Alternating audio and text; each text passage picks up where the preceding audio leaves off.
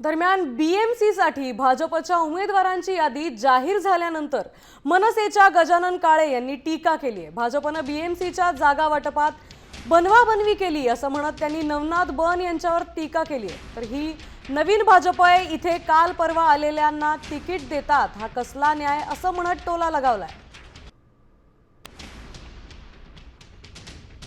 आमच्या केशवरावांना मुंबई महानगरपालिकेचं तिकीट तरी मिळालं की नाही, इथे पण भाजपने बनवाबनवी केली आहे असं वाटतंय, असं गणेश काळे म्हणाले।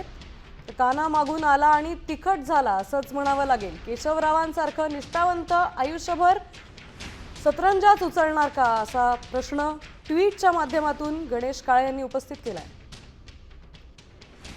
पुढे ही नवीन भाजप आहे, जय हो देवा भाऊ, आमदार खासदारांच्या मुलांना तिकीट मिळणार नाही असा आदेश काढतात।